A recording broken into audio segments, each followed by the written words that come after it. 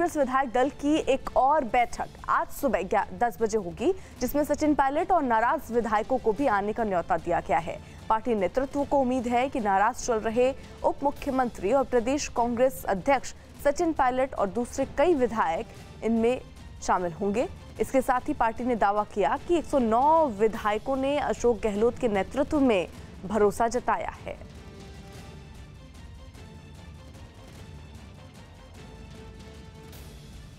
कर रही है सचिन पायलट को मनाने की, उसके लिए पार्टी विधायक दल की जो मीटिंग बुलाई गई है 10 बजे, इसमें आमंत्रित किया गया सचिन पायलट को और लिखित इनविटेशन भी भेजा जाएगा सचिन पायलट और तमाम जो नाराज़ विधायक हैं उनको, और उन्हें ये अपील की गई है कि वो मीटिंग में आएँ और जितने गिला शिकवा है उनकी उस पर यहाँ बात की जा सकती है उसको लेकर कोशिश की जा रही है। कांग्रेस चाहती है कि किसी भी तरीके से अगर सचिन पायलट आ जाए तो शायद उसके बाद में सारे रास्ते निकल जाए। अब ये देखना होगा कि क्या सचिन पायलट और उनके समर्थक मीटिंग में आते हैं या नहीं, संभावना काफ़ी कम है। सचिन पायलट जी सहित सब विधायक साथियों के जो किसी वजह से नाराज हैं, उनके लिए सोनिया गांधी जी, राहुल गांधी जी और कांग्रेस पार्टी के सारे दरवाजे खुले हैं। खुले मन से आएं। अगर कोई मतभेद है उसकी चर्चा करें। केंद्रीय नेतृत्व, प्रभारी महासचिव और दूसरे साथी मिलकर उसका हल निकालेंगे। हमारे साथ हमारे दो सहयोगी इस वक्त जुड़ रहे हैं। भवानी हमारे साथ जयपुर से इस वक्त जुड़े हुए हैं और साथ ही साथ नीरज कुमार हमारे साथ हमारे सहयोगी दिल्ली से हैं। जल्दी से रुख पहले भवानी का कर लेते हैं। भवानी, ये पूरी रात में क्या घटनाक्रम चला? आज ये 10 बजे जो बैठक बुलाई गई है, क्या संभावना दिख रही है? कितने विधायक जो सचिन पायलट के खेमे के हैं क्या पहुंच सकते हैं? देखिए, ये कहना तो काफ़ी मुश्किल है और मुश्किल ही नहीं, काफ़ी मुश्किल लग रहा है और ये इंतज़ार यहाँ पर कांग्रेस भी कर रही है। मेरे पीछे जो तस्वीरें हैं उसमें इस वक्त सुरक्षा कड़ी की गई, किसी को आने जाने की इजाज़त नहीं। होटल के बाहर इस वक्त हम खड़े हैं और रात भर ये मंथन यहाँ पर चलता रहा। रात भर ये कोशिश की गई कि जो विधायक यहाँ पर नहीं पहुँचे हैं वहाँ पर उनको बुलाने की कोशिश की गई। एक बांसवाड़ा से जो विधायक है उनको हेलीकॉप्टर से बुलवाया गया। उनको इस तरीके से कोशिश की जा रही है कि अगर सचिन पायलट नहीं आते हैं, उनके समर्थक नहीं आते हैं, तो फिर चुनौती ये है कि बहुमत साबित करना होगा, क्योंकि बीजेपी ने सवाल खड़ा कर दिया है कि सरकार अल्पमत में है। सचिन पायलट कैंप की ओर से कल तस्वीरें जारी कर दी गई है जिसके अंदर वो जिस होटल के अंदर रुके हुए हैं उसमें तकरीबन 18 विधायक दिख रहे हैं और कई विधायक जो दिख रहे हैं और इसके अलावा कई होटल में यहाँ पर नहीं है जो अपने अपने इलाके के अंदर है। तो जाहिर तौर पर मुश्किल स्थिति है, जितनी आसान ऐसी दिख नहीं रही है। तो अब तमाम तरीके की तैयारियाँ, 10:30 बजे जो मीटिंग होगी उसमें 3 चीज़ें होगी। एक तो सचिन पायलट का इंतज़ार किया जाएगा, उनके समर्थकों को हो सकता हो कि और टाइम डिले करें, ये करने की कोशिश करें कि अगर वो लेट तक भी आते हैं तो कंसीडर कर लें। तो ये सब करने के बाद में फाइनली फैसला करना होगा कांग्रेस को कि वो करेंगे क्या, क्योंकि सरकार पर अल्पमत के आरोप लग रहे हैं। तो अब ऐसी स्थिति में यही है कि यहाँ से मार्च करे, राजभवन ले जाए और राजभवन में विधायकों को परेड करके बताएं कि हमारे पास में इतने विधायक हैं, गहलोत सरकार अल्पमत में नहीं है। दूसरा ये है कि वो इंतज़ार कर रहे हैं कि सचिन पायलट क्या स्टेप उठा रहे हैं। अभी तक सचिन पायलट कुछ भी नहीं बोले हैं। क्या वो नई पार्टी बनाते हैं, क्या विधायकों के इस्तीफे देते हैं, या फिर कोई गुंजाइश है, और बीजेपी का क्या रोल होगा, इन सब चीज़ों का इंतजार किया जा रहा। तो दोनों पक्ष अभी एक दूसरे को देख रहे हैं कि वो क्या कर रहे हैं और वो देख रहे हैं कि ये क्या कर रहे हैं। जी नीरज, संभावना क्या दिख रही है यहाँ पर? क्योंकि सचिन पायलट तो पहले ही साफ कर चुके हैं वो नहीं पहुंचेंगे, तो क्या इसको इस तरीके से देखें कि अब राजस्थान सरकार यानी अशोक गहलोत जो हैं वो थोड़े नरमी दिखा रहे हैं कि किसी भी तरह से रास्ते खुले हुए हैं, दरवाजे खुले हुए हैं, अगर आना चाहें तो आ जाएं? लगता है आपको सचिन पायलट खटखटाएंगे दरवाजा? देखिए, बिल्कुल सचिन पायलट खेमे का ये कहना है कि जब तक उनकी मांगे नहीं मानी जाएगी तब तक वो लोग पीछे नहीं हटेंगे। लेकिन इस वक्त हम लोग मौजूद हैं गुरुग्राम में, जिस होटल में सचिन पायलट खेमे के लोग जो हैं विधायक ठहरे हुए हैं। यहाँ आईटीसी होटल ग्रैंड भारत में तमाम लोग ठहरे हुए हैं और लगातार सचिन पायलट खेमे की तरफ से जो खबरें आ रही हैं उससे साफ ये कहना है कि आज की जो बैठक है जयपुर में होने वाली है, अब से करीब 2 से ढाई घंटे बाद उस बैठक में सचिन पायलट के विधायकों के पहुंचने की उम्मीद कम है, क्योंकि इस तमाम सचिन पायलट के विधायकों का ये मानना है और उन्होंने अपनी तस्वीरें जारी करके ये भी बता दिया कि जो इस बार आर या पार की लड़ाई है सचिन पायलट और अशोक गहलोत की, उसका कोई ना कोई परिणाम निकले, या तो पार्टी के अंदर या पार्टी छोड़कर भी। हालांकि अभी तक इस बात की मंशा नहीं जाहिर की गई है सचिन पायलट की तरफ से कि वो भारतीय जनता पार्टी में शामिल होंगे, लेकिन ये बात जरूर है कि सचिन पायलट का रुख इस बार कड़ा है। लेकिन कांग्रेस पार्टी की तरफ से भी कोशिशें जारी है कि सचिन पायलट खेमे के विधायकों को मनाया जाए, लेकिन 3 से 4 विधायक ऐसे हैं सचिन पायलट के जो मुखर होकर अपनी बात रख रहे हैं कि इस बार लड़ाई पगड़ी की है और इस बार कोई न कोई नतीजा निकलना चाहिए। नीरज रैया आप हमारे साथ, भवानी भी हमारे साथ जुड़े हुए हैं। राजस्थान के डिप्टी सीएम सचिन पायलट और उनके समर्थक विधायक अभी गुरुग्राम से, जहां पर हमारे सहयोगी नीरज मौजूद हैं, वहां से जयपुर के लिए रवाना नहीं हुए हैं। जानकारी नीरज भी दे रहे हैं। जयपुर में आज सीएम गहलोत ने कांग्रेस विधायक दल की बैठक बुलाई है जिसमें उन्हें न्योता दिया गया। इसके बावजूद वो अभी वहां से रवाना नहीं हुए हैं। इस बीच सचिन पायलट समर्थकों का एक नया वीडियो सामने आया और ये वीडियो सचिन पायलट के समर्थक विधायकों का है। वीडियो में दीपेंद्र सिंह शेखावत, हेमाराज चौधरी, मुकेश भाकर, रामनिवास कावड़िया, PR मीणा समेत कई विधायक मौजूद हैं जो किसी होटल में बैठक कर रहे हैं। इन विधायकों को भी कांग्रेस नेताओं ने बैठक में शामिल होने के लिए न्योता भेजा है।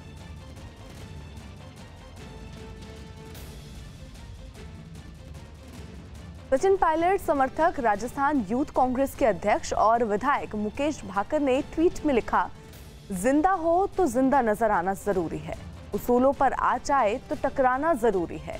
कांग्रेस में निष्ठा का मतलब है अशोक गहलोत की गुलामी, वो हमें मंजूर नहीं। नीरज, अभी तक तो ऐसे कोई बयान सामने नहीं आ रहे थे, लेकिन अब विधायकों के बयान भी सामने आने लग गए हैं जिसमें दिख रहा है कि न सिर्फ सचिन पायलट, उनके खेमे के जो विधायक हैं वो भी नाराज चल रहे हैं और ऐसे में ये दिख रहा है कि साथ वो पायलट का ही देंगे। देखिए, बिल्कुल मुकेश भाकर के अलावा विश्वेंद्र प्रताप सिंह, भंवरलाल शर्मा जो है वो सचिन पायलट के पक्ष में खुलकर सामने आए हैं। लेकिन इस वक्त आपको दिखाना चाहेंगे यहाँ का नज़ारा। देखिए, ITC ग्रैंड भारत होटल है और पूरा जो ये होटल है किले नुमा है, यहाँ से आगे जाने की मीडिया को इजाज़त नहीं है। और दूसरी तरफ दिखाना चाहेंगे यहाँ पुलिस का पहरा भी है, जो स्थानीय पुलिस है उनका पहरा भी है, वो मीडिया को यहाँ से आगे जाने की इजाज़त नहीं दे रहे। और इस तरफ होटल है। अपने कैमरा पर्सन विकास से अनुरोध करेंगे कि इसके पीछे होटल है, जो आपको पेड़ पौधे दिख रहे हैं, इससे ढका हुआ होटल है और ये मुख्य द्वार है, लेकिन इससे आगे जाने की इजाजत नहीं है। और यहीं सचिन पायलट के तमाम जो वो विधायक हैं वो यहाँ मौजूद हैं। भारतीय जनता पार्टी की भी नजर है कि क्या कांग्रेस में होता है, लेकिन कांग्रेस के तमाम जो बड़े चेहरे वो लगे हुए हैं कि इस संकट का समाधान हो। रणदीप सुरजेवाला, अजय माकन खुद जयपुर में मौजूद है। इसके अलावा अविनाश पांडे, अशोक गहलोत भी लगे हुए हैं कि पूरे संकट का समाधान किया जाए। दिल्ली से राहुल गांधी के अलावा प्रियंका गांधी, सोनिया गांधी खुद नजर रखे हुए हैं कि आखिरकार में सचिन पायलट को मनाया जाए। लेकिन देखना होगा कि जो मांग की है सचिन पायलट के खेमे ने, उस मांग को पूरा किया जाता है कि नहीं। बिल्कुल, यानी उसी होटल के बाहर इस वक्त नीतीश मौजूद हैं जहां पर विधायक ठहरे हुए हैं, क्योंकि इनको भी आमंत्रण दिया गया है कि ये बैठक में पहुंचे, लेकिन अभी तक ये लोग निकले नहीं हैं। कोई अपडेट होगी उस अपडेट के लिए भी आप दोनों से जुड़ेंगे। बहुत बहुत शुक्रिया भवानी और नीरज। सचिन पायलट की नाराजगी की खबरों के बीच राजस्थान की गहलोत सरकार पर मंडरा रहा सियासी संकट टलता नजर आया। हालांकि बीजेपी ने अशोक गहलोत को बहुमत परीक्षण की चुनौती दी है। इससे पहले सरकार के अल्पमत में होने की अटकलों पर फुल स्टॉप लगाने के लिए सीएम ने जयपुर में अपने घर पर विधायकों की बैठक बुलाई, जिसके खत्म होने के बाद विधायक विक्ट्री साइन दिखाते हुए बाहर आए। इस बैठक में पर्यवेक्षक के तौर पर रणदीप सिंह सुरजेवाला, अजय माकन और अविनाश पांडे शामिल हुए। दावा किया गया कि मुख्यमंत्री आवास पर हुई इस बैठक में 100 से ज्यादा विधायक पहुंचे, जिनकी मीडिया के सामने परेड करवाई गई और फिर मुख्यमंत्री अशोक गहलोत समेत पार्टी के दूसरे बड़े नेताओं ने पूरे आत्मविश्वास के साथ विक्ट्री साइन दिखाया। यही नहीं, बैठक खत्म होने के बाद जब विधायक बाहर आए तो उन्होंने अपने हाव भाव से ये जाहिर कर दिया कि गहलोत सरकार पूरी तरह सुरक्षित है। लेकिन जा कहाँ रही है ये तो बताइए। लोकतंत्र बचाने जा रहे हैं। हालांकि ये बैठक तय समय से लगभग 3 घंटे देर से शुरू हुई, जिसकी वजह से कई बार ऐसी अफवाह उड़ी कि बैठक में अशोक गहलोत की उम्मीद से कम विधायक पहुंचेंगे। लेकिन जब बैठक खत्म हुई तो पार्टी की तरफ से ये साफ कर दिया गया कि मुख्यमंत्री अशोक गहलोत की कुर्सी को कोई खतरा नहीं। अशोक गहलोत की पकड़ विधायकों पर जबरदस्त है, पार्टी के लोगों में जबरदस्त है, इसलिए अशोक गहलोत को आप अस्थिर नहीं कर सकते। उसके बाद तो सरकार बचने का कोई सवाल नहीं है। इसलिए पार्टी नेतृत्व अशोक गहलोत के साथ है। हालांकि इस बैठक में सचिन पायलट समेत उनके समर्थक माने जाने वाले विधायक शामिल नहीं हुए, लेकिन कांग्रेस का दावा है कि उसके पास बहुमत के लिए जरूरी संख्या है। आंकड़ों पर नजर डालें तो 200 सीटों वाली राजस्थान विधानसभा में गहलोत सरकार को 125 विधायकों का समर्थन हासिल है, जिनमें 22 विधायकों को सचिन पायलट के गुट का माना जा रहा है। जबकि कांग्रेस का दावा है कि गहलोत सरकार को 102 विधायकों का समर्थन हासिल है, जिनमें सचिन पायलट के करीबी माने जाने वाले 6 विधायक भी शामिल हैं और अब वो गहलोत समर्थक विधायकों के साथ होटल में रुके हुए हैं। आंकड़ों के बनते बिगड़ते गणित के बीच खबर आई कि बीजेपी ने कांग्रेस के दावों पर सवाल उठाए हैं और दावा किया है कि अशोक गहलोत का समर्थन करने वाले विधायकों की संख्या 90 से भी कम है। ऐसे में अगर बीजेपी का दावा सच हुआ तो गहलोत सरकार की मुश्किल बढ़ सकती है, क्योंकि बहुमत साबित करने के लिए 101 विधायकों की जरूरत है। इस बीच राजस्थान में सरकार के स्थिर होने का दावा करने वाली कांग्रेस ने गहलोत खेमे के विधायकों को एक होटल में ठहरा दिया, जिसके बाद बीजेपी ने ट्वीट करके आरोप लगाया कि गहलोत के पास बहुमत नहीं है, क्योंकि मुख्यमंत्री आवास पर बैठक खत्म होने के बाद विधायक 4 बसों में बैठकर होटल रवाना हो गए। माना जा रहा है कि कांग्रेस को शक है कि उसकी अंदरूनी गुटबाजी का बीजेपी फायदा उठा सकती है और उसके विधायकों को तोड़ने की कोशिश कर सकती है। इसीलिए गहलोत समर्थक विधायकों को कड़ी सुरक्षा के बीच एक होटल ले जाया गया। इन विधायकों के होटल के अंदर की तस्वीरें भी सामने आई। नेपाल के प्रधानमंत्री केपी शर्मा ओली की कुर्सी खतरे में है और इस बीच उन्हें राम की याद आई है और उन्होंने इसी को लेकर बेतुका बयान दिया। ओली ने दावा किया कि श्री राम की नगरी अयोध्या भारत के उत्तर प्रदेश में नहीं बल्कि नेपाल के वाल्मीकि आश्रम के पास है। केपी शर्मा ओली ने विवादास्पद बयान पीएम आवास पर आयोजित एक कार्यक्रम में दिया। नेपाल के पीएम के विवादास्पद बयान के बाद शिवसेना नेता प्रियंका चतुर्वेदी ने उन पर हमला बोला।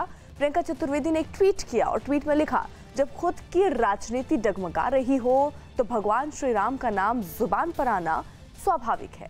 भारत और नेपाल के रिश्ते वर्षों से हैं और दिलों के हैं। आपकी कुछ क्षण की राजनीति से टूटेंगे नहीं। भगवान राम आपको सन्मति और सद्बुद्धि दे, यही मनोकामना है।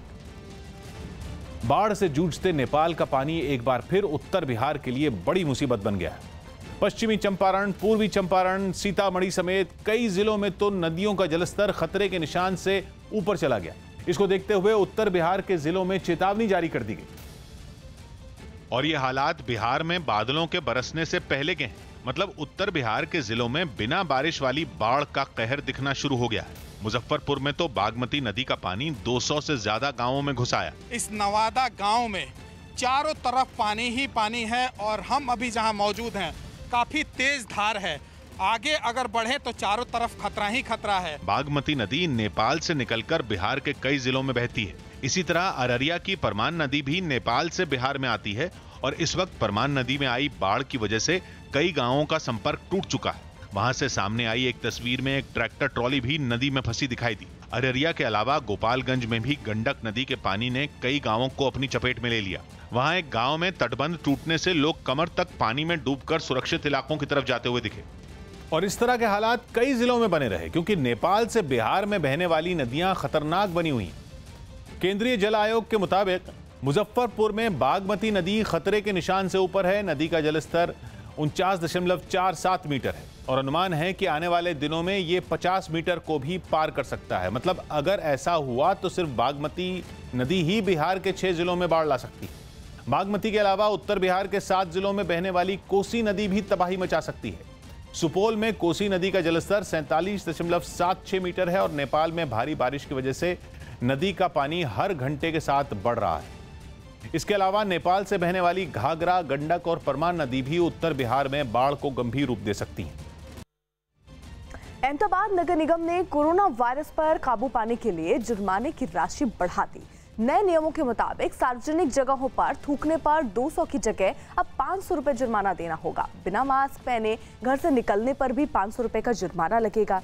इसके अलावा पान की दुकान के बाहर थूकने पर दुकान के मालिक पर 10,000 का जुर्माना लगाया जाएगा। ऐसा इसलिए किया गया ताकि लोग बढ़े हुए जुर्माने के डर से मास्क पहने और सार्वजनिक जगहों पर थूकने से बाज आए, क्योंकि पिछले 2 महीनों में सार्वजनिक जगहों पर थूकने वालों से और मास्क नहीं लगाने वालों से 1,72,000 रुपए जुर्माने के तौर पर वसूला जा चुका है। मतलब ये है कि जुर्माना लगाने के बाद भी लोग ना तो मास्क पहन रहे हैं और ना ही इधर उधर थूकने से बाज आ रहे हैं। गुजरात में करीब 42,000 लोग कोरोना की चपेट में आ चुके हैं और अब तक वहां 2,000 से ज्यादा लोगों की मौत हो चुकी है। लद्दाख में भारत से तनातनी के बीच चीन ने तिब्बत में एक बार फिर सैन्य अभ्यास किया। चीन के एक सरकारी न्यूज चैनल ने ऊंचाई वाले इलाके में की गई इस ड्रिल का वीडियो जारी किया, जिसमें सेना की एक टुकड़ी ट्रकों पर सवार होकर आगे बढ़ती नजर आई। अभ्यास के दौरान सेना के ड्राइवर अलग अलग तरह के हालात में ट्रकों को दौड़ाते दिखे। ट्रकों में सवार जवानों को चलते हुए गोलियां चलाने का भी अभ्यास कराया गया। इस अभ्यास के जरिए सेना और जरूरी साजो सामान को जल्द से जल्द मोर्चे तक पहुंचाने की तैयारियां जांची गईं। इसके अलावा जवानों को विमान से छलांग लगाने की ट्रेनिंग भी दी गई। इसका एक वीडियो भी सामने आया जहां कई जवान एक बड़े विमान से छलांग लगाते दिखे। जल्द ही ये जवान पैराशूट की मदद से जमीन पर उतर आए। बताया गया कि इस विमान के जरिए एक बार में कई जवान दुश्मन के इलाके में उतारे जा सकते हैं। राजस्थान के सियासी संकट के बीच बीजेपी यानी भारतीय ट्राइब्यूनल पार्टी ने अपने विधायकों को निर्देश दिया कि वो फ्लोर टेस्ट के दौरान वोट नहीं करें।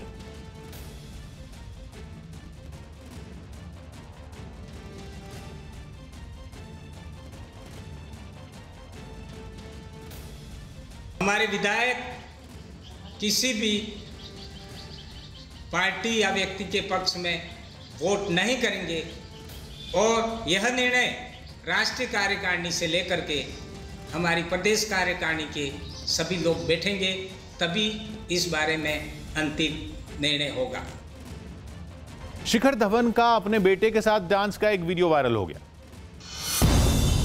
शिखर धवन का अपने बेटे जोरावर के साथ घर पर डांस करने का एक वीडियो सोशल मीडिया पर वायरल हो गया। महाराष्ट्र के गृह मंत्री अनिल देशमुख ने राज्य में उनकी सरकार को किसी भी तरह का खतरा होने से इनकार किया और तीनों पार्टियों की सरकार पूरे 5 साल चलने का दावा किया। सरकार जो यहाँ पे है वो यहाँ पे बहुत ही अच्छी तरीके से काम करेगी। यहाँ पे 100% 5 साल हमारी सरकार चलेगी। जम्मू कश्मीर के कई इलाकों में फिर सख्त लॉकडाउन लगा दिया गया। वहां कोरोना वायरस के मामलों में आई तेजी के बाद ये फैसला लिया गया। प्रशासन ने सभी लोगों से घरों पर ही रहने की अपील की है। मेहरबानी करके अपने अपने घरों में ही रहे, अपने अपने घरों में ही स्टे करे, क्योंकि इस बीमारी का यही इलाज है। दिल्ली सरकार जल्द ही दूसरा प्लाज्मा बैंक शुरू करेगी। डिप्टी सीएम मनीष सिसोदिया ने वन महोत्सव के दौरान ये जानकारी दी, जहां उन्होंने कुछ पौधे भी लगाए। सेफ सुविधा में प्लाज्मा देने की अपॉर्चुनिटी मिले ताकि वो किसी की जान बचाने में मदद कर सकें, इसलिए एक और प्लाज्मा बैंक बनाने की तैयारी हो रही है। भारत चीन सीमा पर तनाव कम करने के लिए लद्दाख के चुशूल में सुबह 11:30 बजे अहम बैठक होगी। भारत चीन के बीच ये बैठक कोर कमांडर स्तर की होगी। गलवान घाटी में पिछले दिनों में भारत और चीन के सैनिकों के बीच हुए हिंसक झड़प के बाद दोनों देशों के बीच तनाव कम करने के लिए लगातार बातचीत का दौर जारी है। इससे पहले तीसरे दौर की बैठक 30 जून को लद्दाख के चुशूल में ही की गई थी। हालांकि इस बार की बैठक इसलिए खास है क्योंकि पिछले कुछ दिनों में दोनों देशों के सैनिकों के बीच सीमा पर चल रही तनातनी कम हुई है। चीनी सेना गलवान में फिंगर 4 पॉइंट से पीछे हट गई, जिसके बाद दोनों देशों के कोर कमांडर स्तर की ये पहली बैठक है। भारी बारिश से जूझते उत्तर सिक्किम के मंगन में पहाड़ खिसकने की वजह से एक 4 मंजिला इमारत के गिरने का वीडियो सामने आया। इस घटना ने लोगों को दहशत से भर दिया, क्योंकि इमारत में कई लोग फंसे थे। घटना की जो तस्वीरें सामने आईं, उनमें हादसे से पहले इमारत हिलती हुई दिखी। लोग घबरा गए। इसके बाद पलक झपकते ही इमारत का एक हिस्सा उफान पर बह रही नदी में समा गया।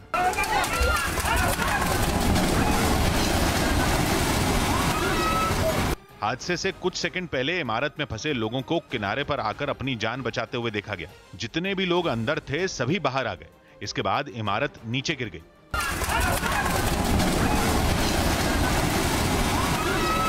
यह हादसा उफान पर बह रही एक नदी की वजह से हुआ। हादसे में कई लोग बाल बाल बच गए। हालांकि इस घटना ने इलाके के लोगों को खौफ से भर दिया। आंध्र प्रदेश के विशाखापट्टनम में दवा बनाने की एक फैक्ट्री आग में जलकर राख हो गई। बताया गया कि जिस वक्त यह हादसा हुआ उस वक्त फैक्ट्री के अंदर कई लोग काम कर रहे थे। तभी वहां आग भड़क गई और उसने देखते ही देखते पूरी फैक्ट्री को अपनी चपेट में लेना शुरू कर दिया। थोड़ी ही देर में आग ने इतना भयानक रूप ले लिया कि उसकी लपटें कई किलोमीटर दूर से उठती दिखाई दी। आसमान में धुएं का गुब्बार उठने लगा और ये धुआं पूरे इलाके में फैल गया।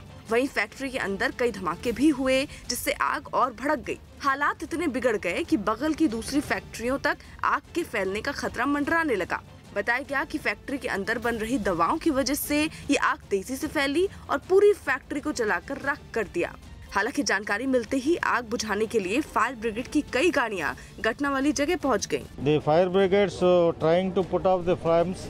90% of the flames were put off.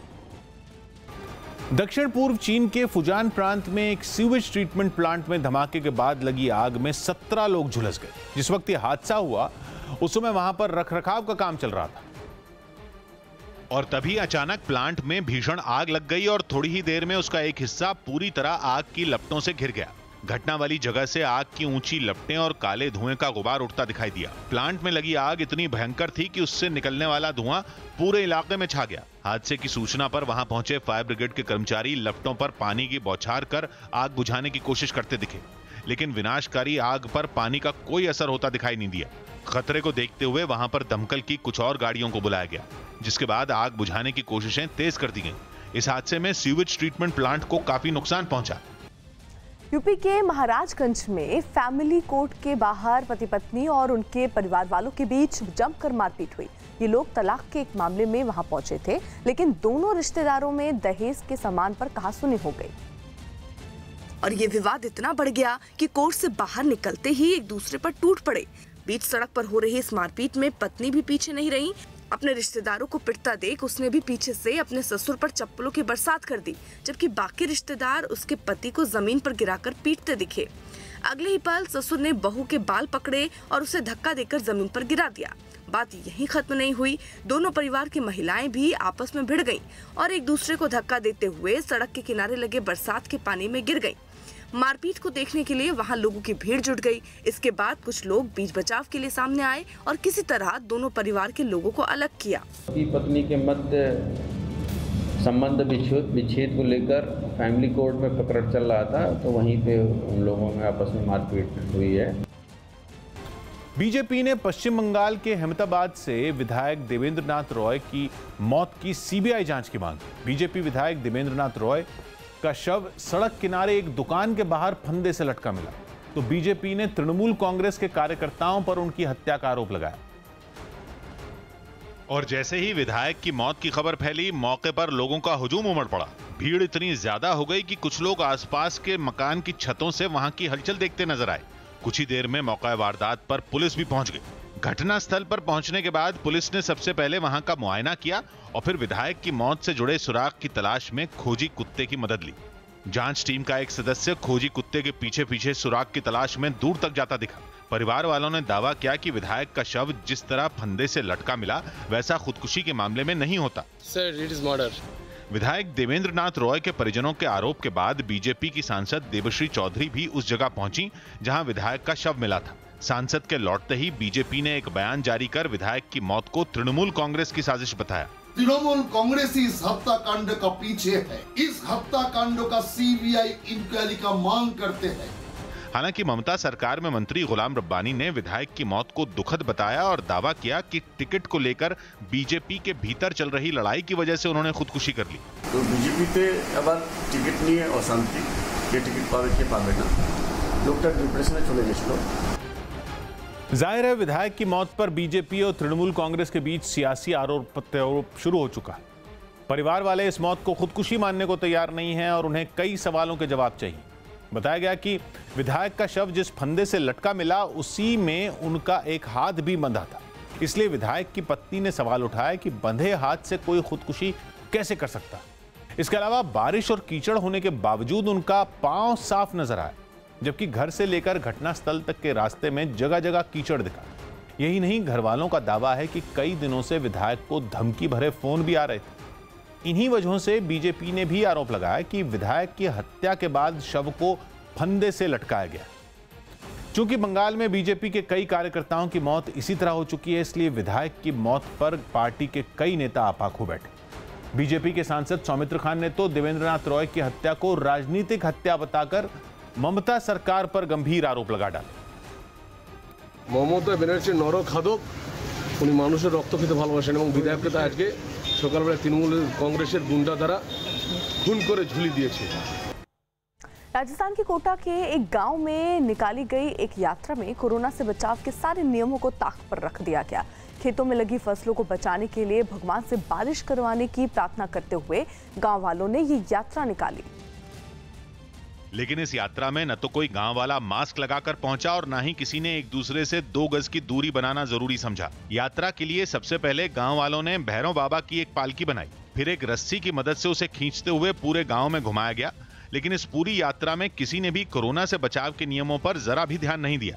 सैकड़ों की भीड़ में हर कोई एक दूसरे के काफी करीब खड़ा नजर आया। गांव के बड़े बुजुर्गों के अलावा कई बच्चे भी इस आयोजन में शामिल हुए और उन्हें भी किसी ने मास्क लगाने की नसीहत नहीं दी। बताया गया कि कोरोना संकट के बीच इस तरह के आयोजन के लिए प्रशासन से भी इजाजत नहीं ली गई।